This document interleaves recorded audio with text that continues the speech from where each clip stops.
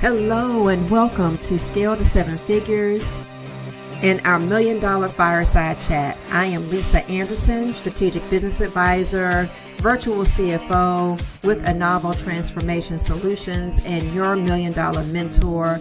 And I am excited you are joining me. Scale to Seven Figures is an interactive group of small business owners in the business to corporate, and business to government markets who are ready to scale their businesses to the next level. Our group is an opportunity to share, learn, and grow together without competition.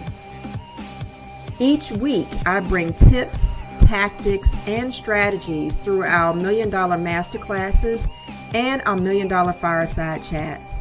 If you are not familiar with us, head on over to www.scaletosevenfigures.com and check us out. Now sit back, relax, and enjoy our next powerful conversation. Well, good afternoon and hello, everybody, and welcome to today's $1 Million Fireside Chat. I am excited to have you joining us here today, as I am always. Thank you for joining us every single week for these very important and powerful conversations. As you know, I stream from many different locations. I'm streaming from Facebook, I'm streaming from LinkedIn, as well as from YouTube. So please let us know in the comments where you are listening from. And also let us know what you think about the conversation for today. I am Lisa Anderson, Strategic Business Advisor and Virtual CFO with Untitled Transformation Solutions, and your $1 Million Mentor. And I am excited again to have you here. This month is extremely special. During the month of March, we are highlighting CEOs who are changing the game in their industries and in their businesses. We are doing this in honor of Women's History Month. And of course, you know, it's all because it's near and dear and close to my heart. I am a woman, as you can see. I'm a woman in business, and I'm looking forward to sharing inspiration and motivation to help other women in business continue to thrive and prosper. So we're going to talk about the stumbling blocks that women in business experience. And there are so many. There are a lot of things that we experience as we try to scale our businesses. And so we're going to share some of the stumbling blocks that we've experienced as CEOs of our organizations, as legacy builders within our companies, and talk about some of the things that we've done to overcome those areas and to continue building our legacies. I am so very much looking forward to this conversation today. I'm really excited to have one of my longtime clients join me today. Melba Taylor is going to talk to us today about her journey as a woman in business. She's going to talk about, some of the obstacles that she's endured, that she's persevered through. But I'm going to tell you, she doesn't let any grass grow under her feet for sure. She doesn't let obstacles stand in her way. And she's got a very special superpower that she's going to share with us. And I think you will be very, very excited and amazed to hear her story and how she's been able to continue to thrive and grow her business and serve the community at the same time. So get ready to welcome Melba to the show.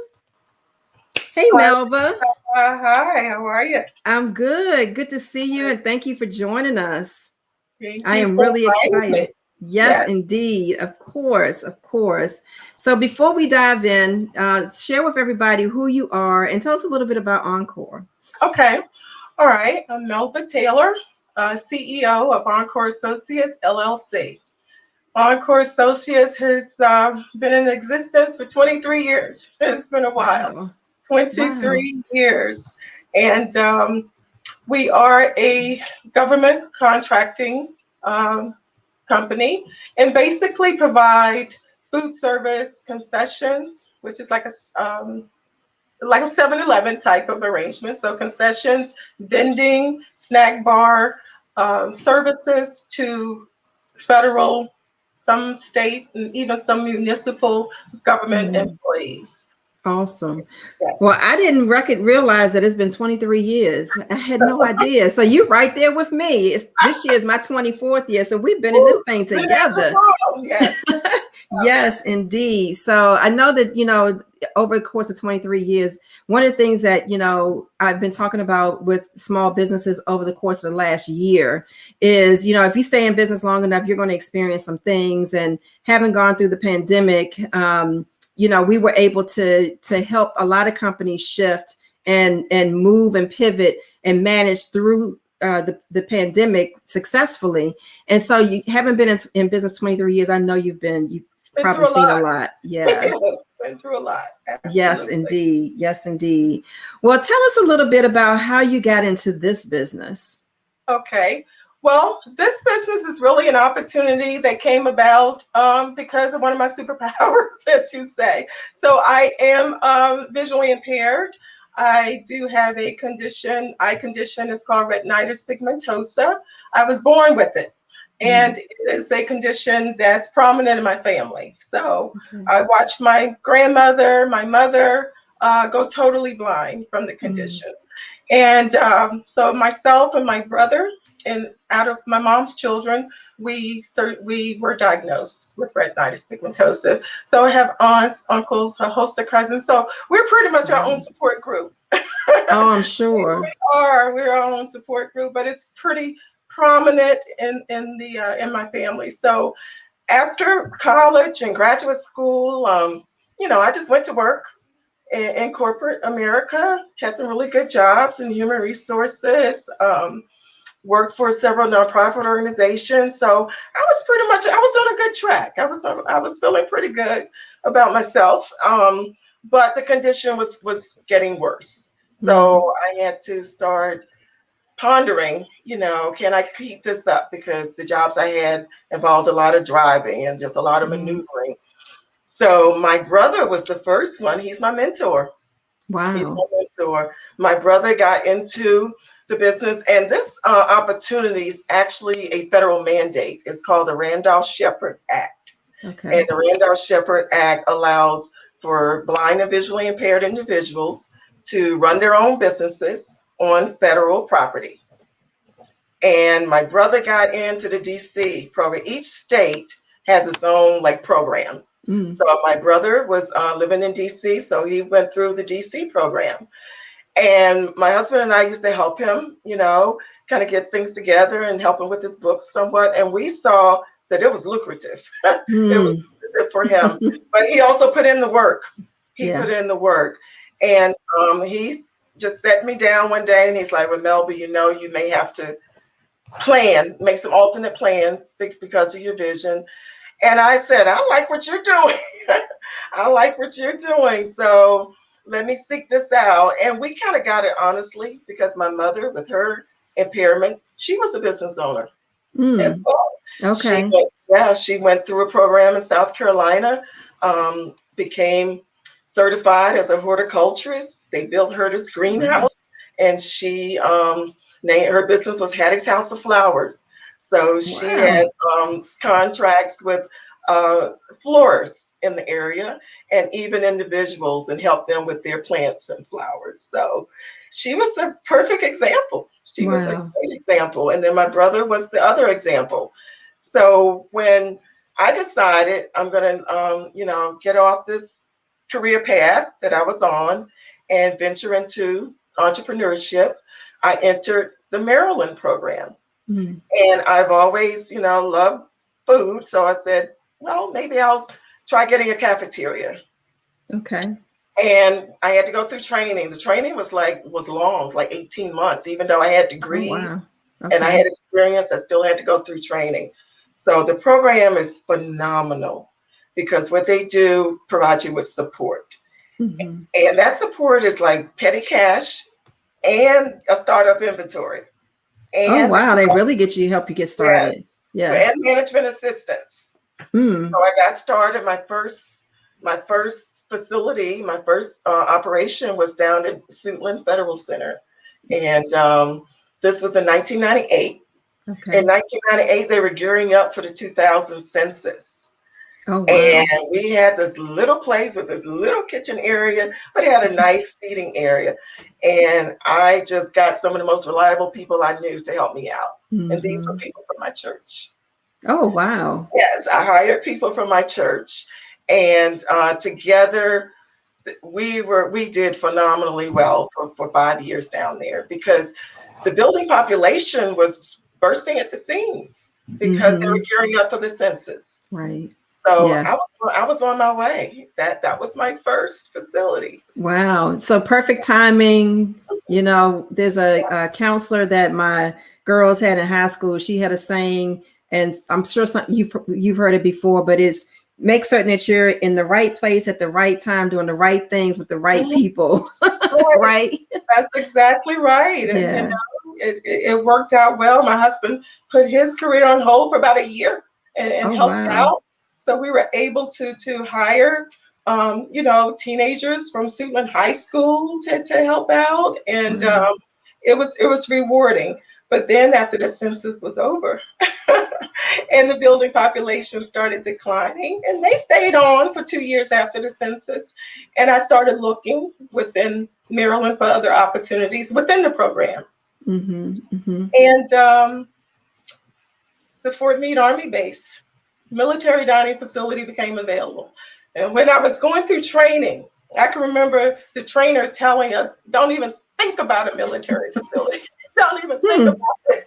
And of course, as soon as he said that, the wheels One started. became available. I'm There like, you don't go think again, about being in the right place at the right time. it. Don't think about it. What are you talking about? This sounds wonderful. I know I could do this.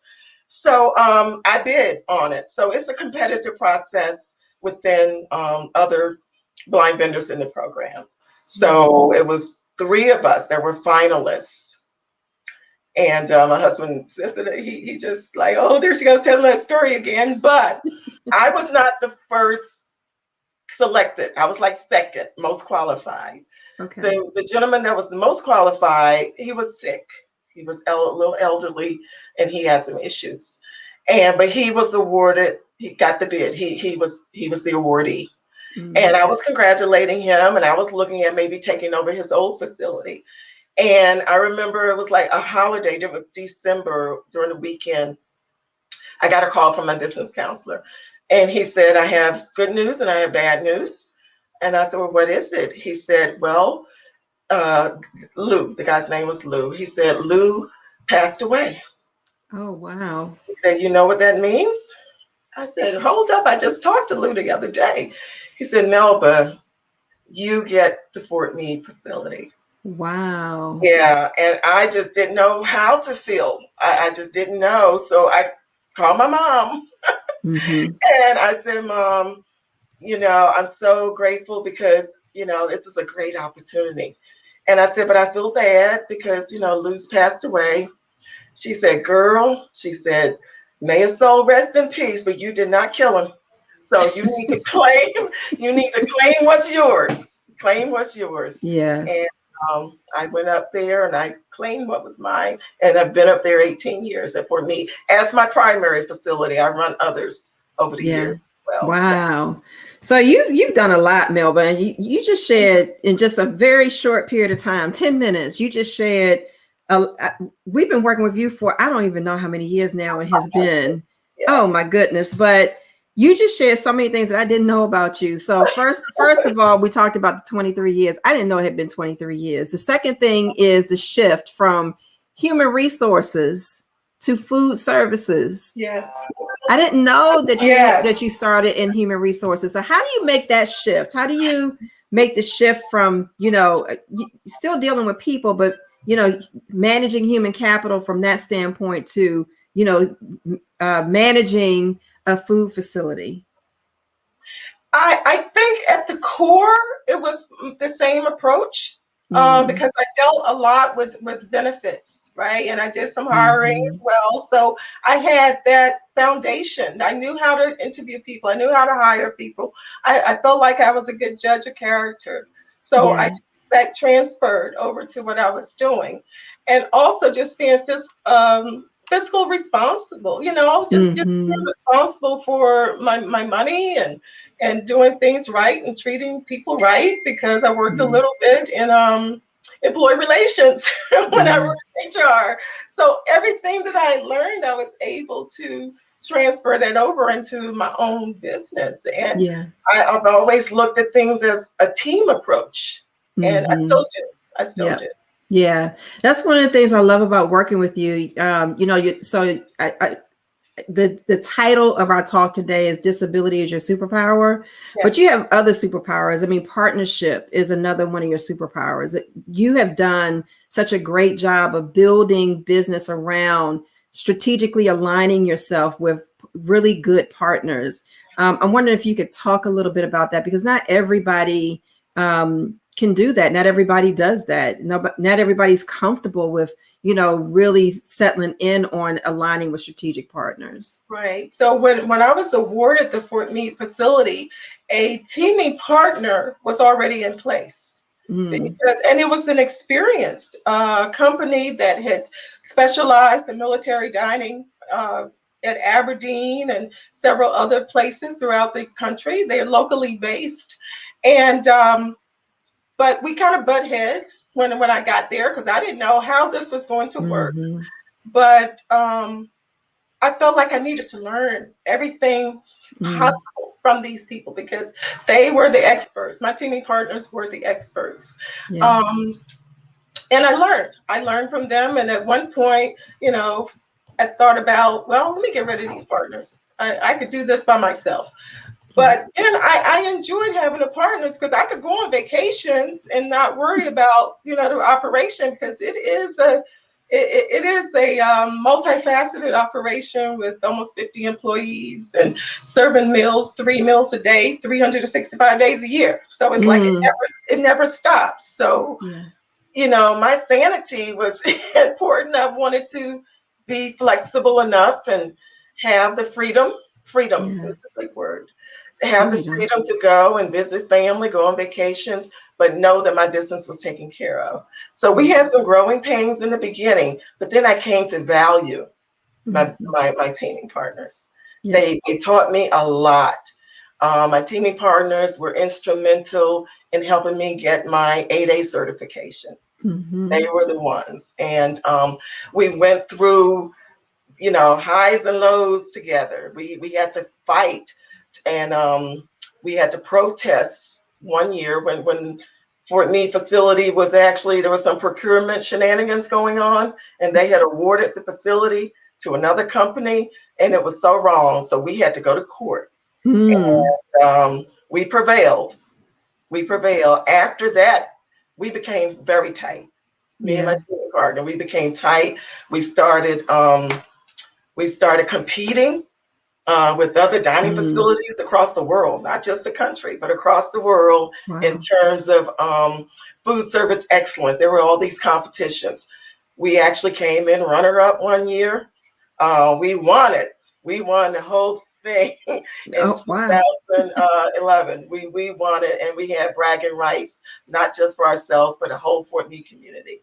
So that taught me the value of having a teaming partner. And I just wanted to take that concept and build other partnerships,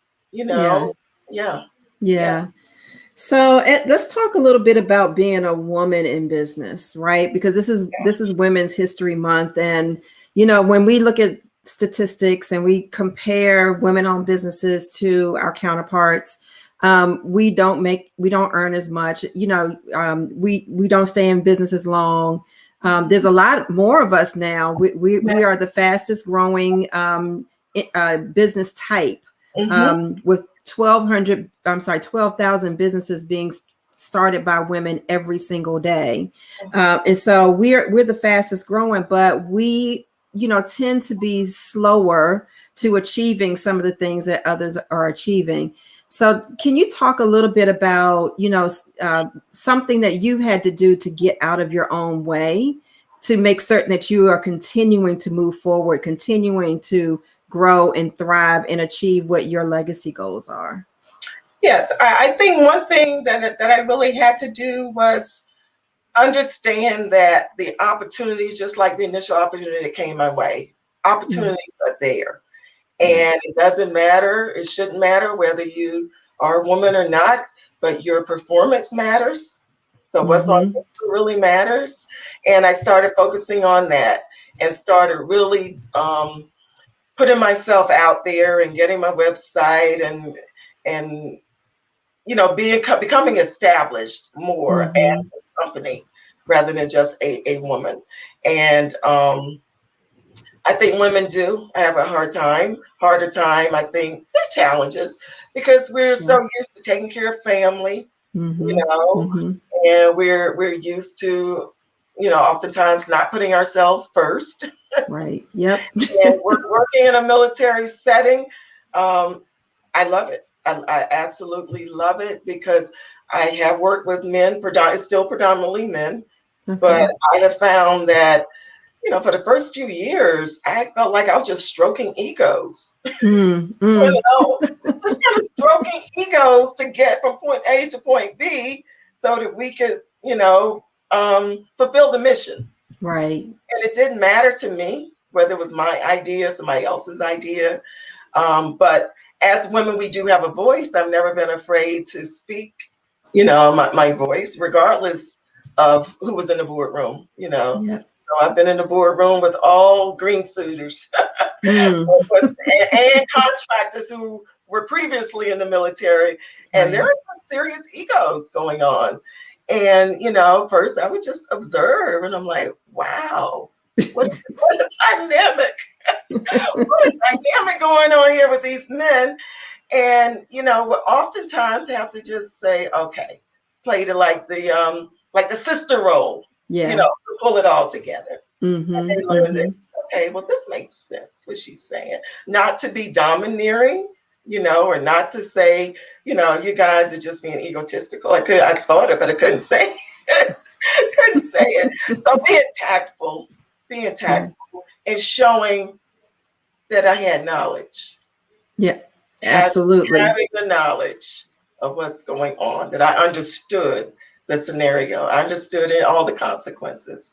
So I think we should not be afraid to show that we have knowledge, that we're smart, that we bring something to the table. Sometimes we bring the whole table,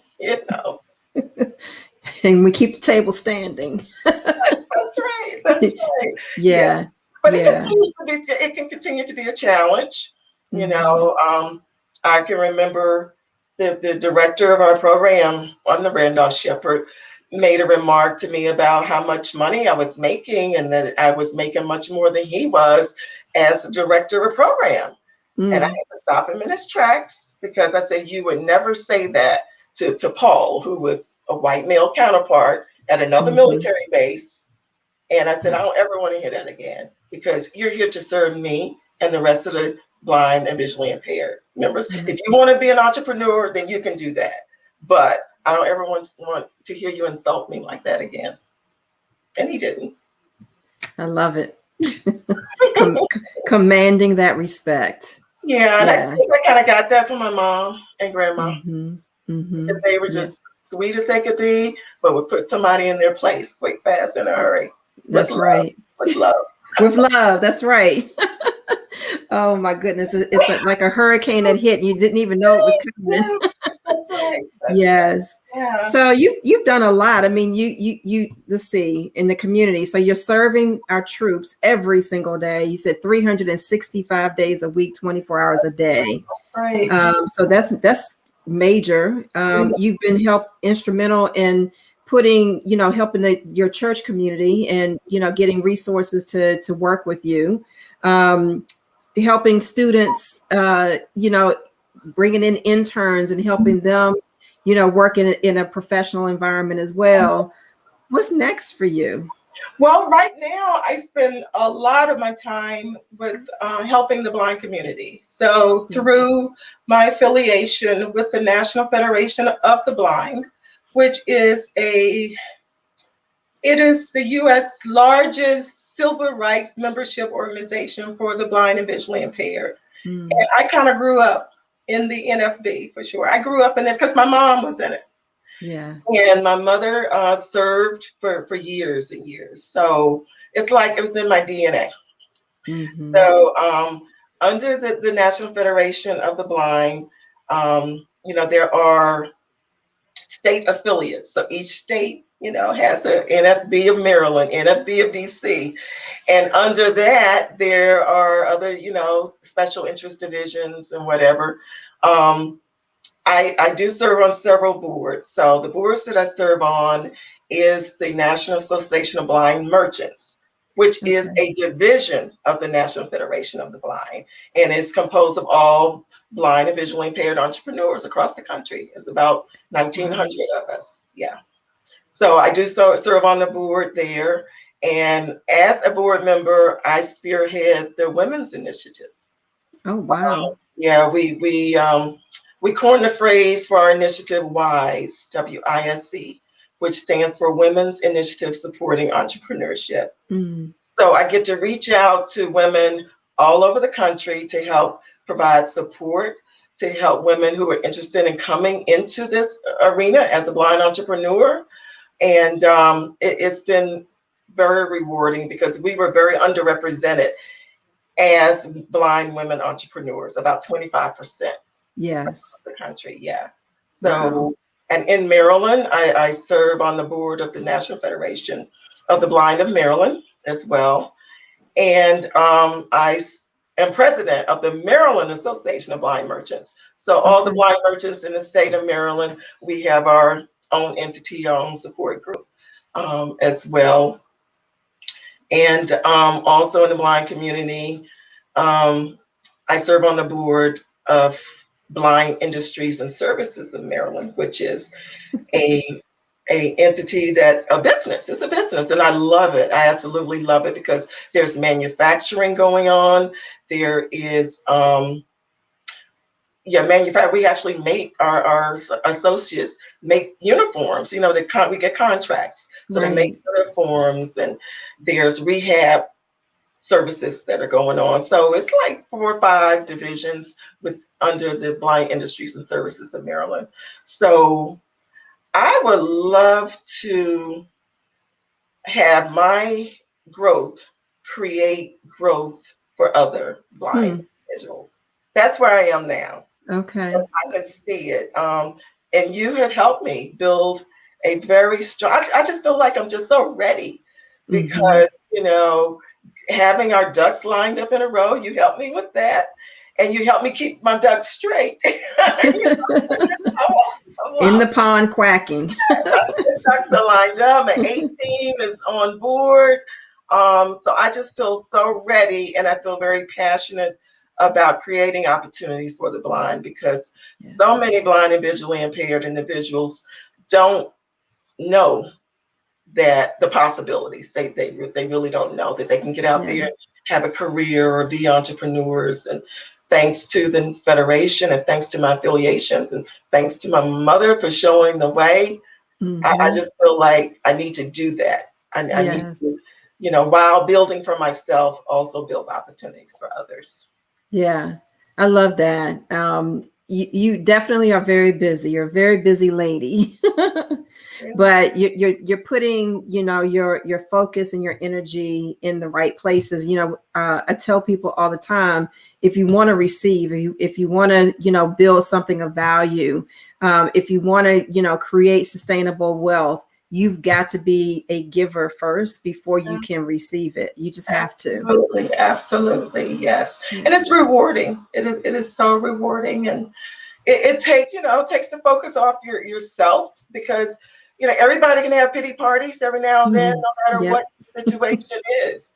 But it helps when you lift. I find if I make a phone call to a woman in Texas, which I had to do just this week, and she was just feeling so depressed because through the pandemic, her facility has been closed. A Mm. lot of the blind entrepreneurs have been out of work for Wow. the year. Yeah. So I just kind of automatically shifted into advocacy mode and helped some of our blind vendors in Maryland get grants, like Right. $25,000 grant monies, so that when they do go back to work, they'll have money for their startup inventory again. Yeah, that's fantastic. I was going to circle back and ask you about, the impact that the pandemic has had, and the shifts or pivots you've had to make and had to help the community make, because I know there have been many. There definitely many. Um, it's been challenging because challenging in the fact that so many have been affected, and I'm one of the blessed ones. Because my facility for me, my bread and butter right now was not impacted at all, Yeah. not at all. So other folks have been feeling the effects, the negative effects. So we just shifted into training mode. Right. Let's get these folks their PPP monies, and Mm-hmm. let's get them applying for grants, and let's get them applying for unemployment, even for Yeah. themselves and for their employees. So once we did that and kind of stabilized that, we shifted into training. We've done so much Mm-hmm. training, leadership training, and training in terms of when you go back, how to handle. Because as a blind person, standing 6 feet away from each other could be challenging. Yeah, Very absolutely. Yeah. challenging. Mm-hmm. Yeah. But making those adjustments within your facility so that you have safety measures in place for yourself and for your customers, that kind of thing. So we've had to focus on that. And even at Fort Meade, here I am, my customer is the Army. And when the pandemic hit, the Army didn't know what to do. Hmm. We were like, okay, they're asking us, what are your contingency plans? We're contractors. We're contractors. So yes, we have contingency plans, but not for this. Right. What's your contingency plan? So we found ourselves as contractors actually having to work hand in hand to help figure this thing out. Yeah. And things Mm-hmm. were changing on a daily basis. Yeah. But one thing for sure, we had to feed those service members. Yeah. And I am so, so proud of my crew at Fort Meade. Mm.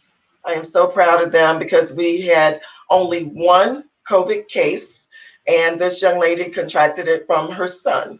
So, safety measures were in place. And these soldiers are young. They're like 19, 20, and Yeah. they did not always want to follow, protocol measures. So we had to do a lot of finagling to get things in place quickly to protect Mm-hmm. our staff and to continue the service. So the folks then that came to work every day with a smile on their face. And I had some family members tell me, why are you going up there every day? You have a teaming partner, you have a project manager, let them handle things. I couldn't do that. I had to be seen. I had to go and Yeah. be with them. Last week we had to go. We went over together and we all had our vaccines together. Oh, So, wow. Yeah.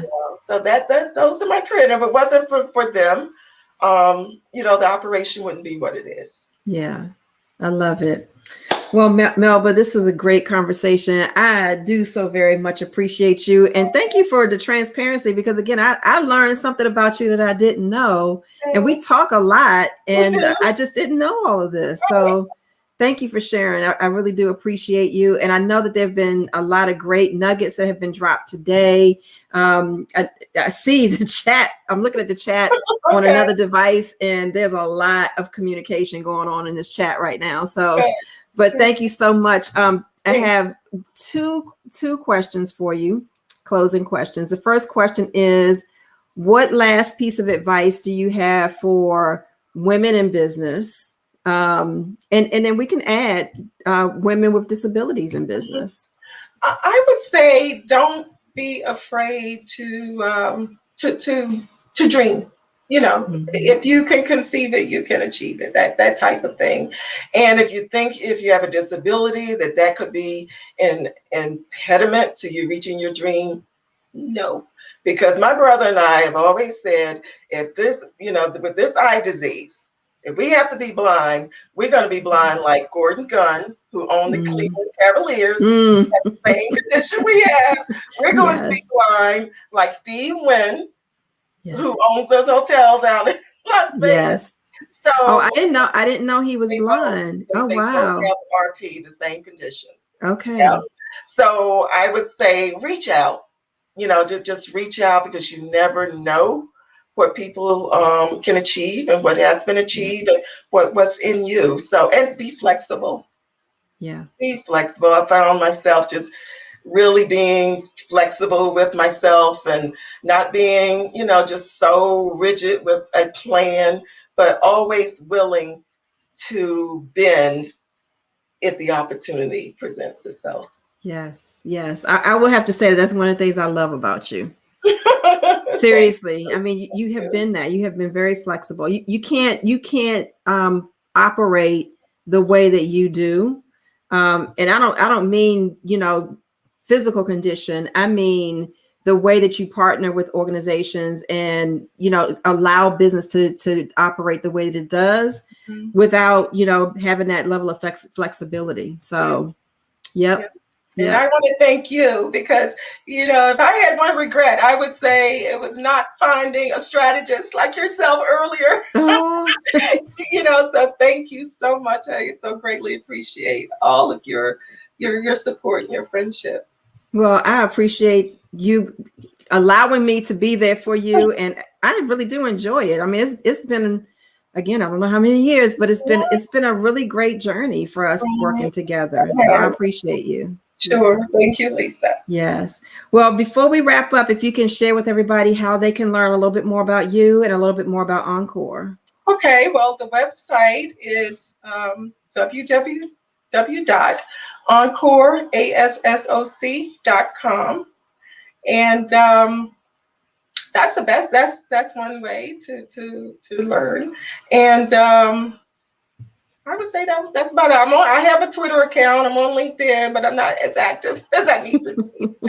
That's because you are down on the ground feeding our troops. Yeah, but certainly Yes. the website and my email address is m.taylor@encoreassoc.com. Awesome. Well, I appreciate you, my friend. I look forward to, we're coming to the end of a quarter, so we'll be touching base again soon. Yeah. And good luck with everything that's happening, all the great stuff. And again, I appreciate you. Thank you so much. Thank you, Lisa. All right. Take All care. right. Bye-bye. Wow, what a great conversation. I mean, seriously, when I said I learned some things today, I did. I mean, I've been working with Melba for a long time, but there are some things I just didn't know. She has so many dimensions, and I absolutely love working with Melba. So thank you guys for tuning in. There are a lot of roadblocks that we as women in business come across, a lot of stumbling blocks. However, we can turn those blocks into powerful puzzle pieces that give us the ability to make connections and strengthen our businesses and grow our legacies. It's in that process of putting those pieces together with strength that we're able to identify and create opportunities, watch the opportunities to unfold. So don't allow those things to slow you down, but instead turn them into superpowers and then watch your legacy grow. I want to thank you all for joining me today. I will be back next week with another super CEO conversation. Jan Desper Peters will be joining me next week to talk about her journey of building business in a male-dominated industry. So I'll be back here next Wednesday at 5 p.m. I hope to see you next week. And until then, I am Lisa Anderson, Strategic Business Advisor and Virtual CFO with Anavo Transformation Solutions and your $1 Million Mentor. Thank you for joining me again, and I will see you back here next week. Bye-bye.